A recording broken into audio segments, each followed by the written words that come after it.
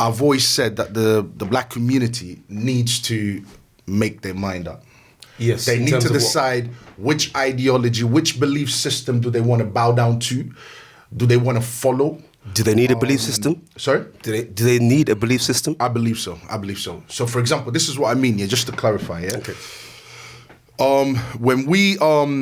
When you look at the Muslims, when you look at the Christians, when you look at the Jews, when you look at all of them, they bow down to one religion. Okay, you see what guides their lives is the beliefs within that religion. Whether someone agrees with it or doesn't agree, that's not the point.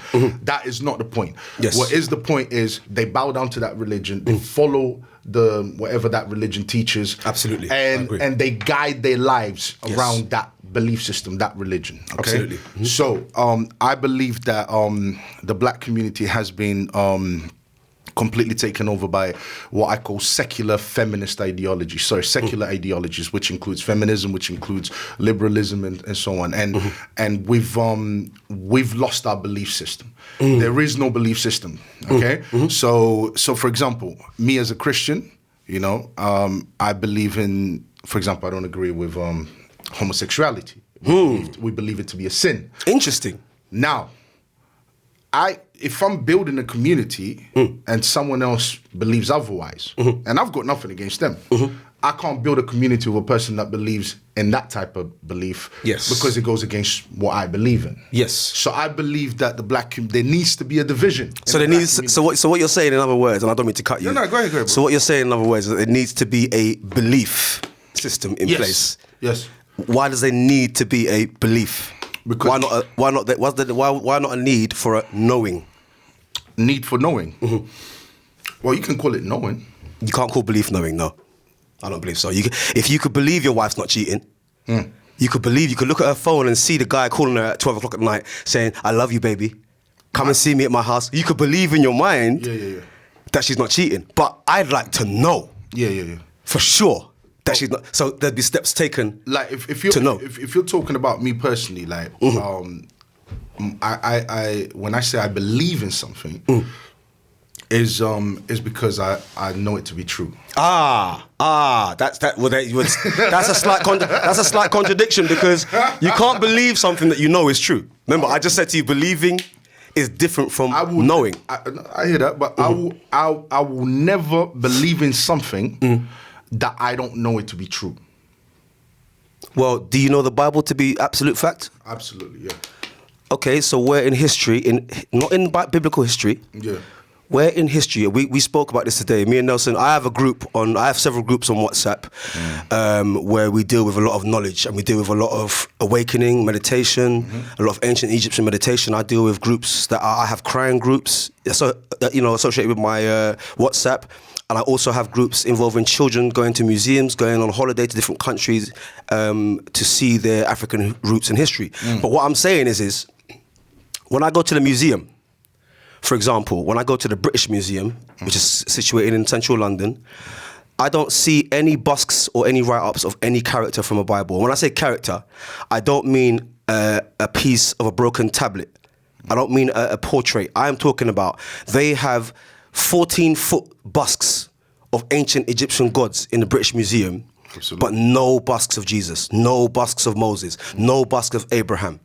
So in terms of proving it historically in a real sense, I know that you have a birth certificate, he has a birth certificate. That's right. Because we all exist in real time. Yeah. So when someone looks me up, when I pass over to the other realm and my children are looking for their father's roots, they're going to look for things like busks, perhaps, that was from the past, which represents a picture, ironically, and you look for things sort of embedded in real history. So they're going to go to, Paddington Hospital to look for my records. They're going to go to my school records. They're going to go to my doctor and GP records. They're going to go to my criminal record. They're going to go to so there'll be other records of this person existing. Are you saying the Jews and the Bible is not real history?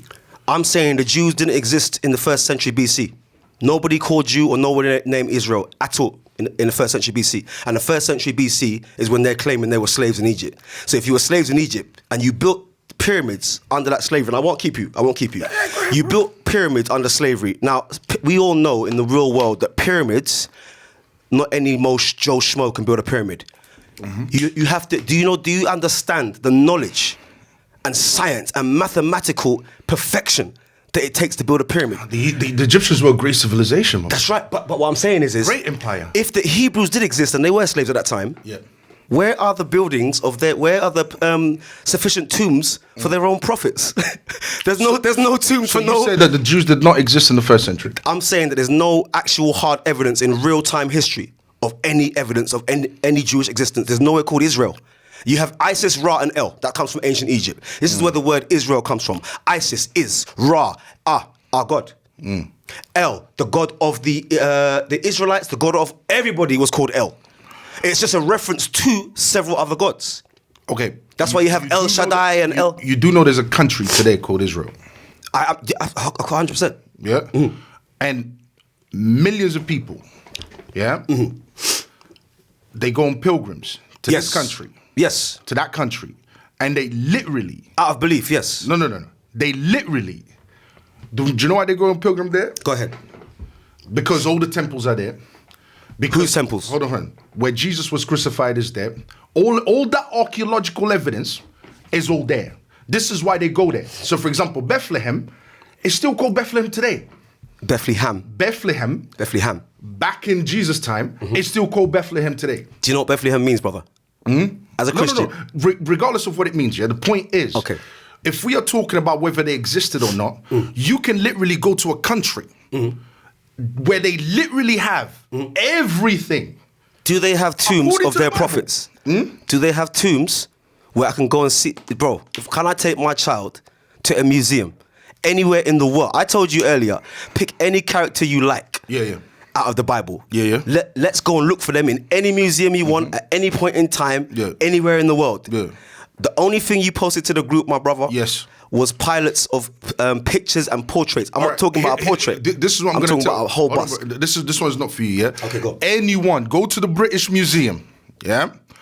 And look for biblical artifacts or anything of that nature, yeah? Just related to the Bible. Go to the British Museum and you will see it. Google, did the Jews exist in the first century? And you will see it. That's Google. That's not the British Museum. No, hold on. I said if we're talking about like archaeology, that level. There's no Christianity in any archaeology in the world. That level of evidence, we will go to the British Museum and you will see it. It's there. Now, if in regards to did the Jews exist in the first century, it's there. Go Google it. You'll see it. It's there. Go show it to the podcast right now. Actually, go to Israel. Go to Israel, travel, get some money out of your pocket and go out there and see it yourself. Just like you can go to Egypt, right? You can go to Egypt, you can see the pyramids, you can see literally amazing, great civilization, yeah? That apparently the God of the Bible hold on a sec. A great civilization that perished because of its belief systems, yeah?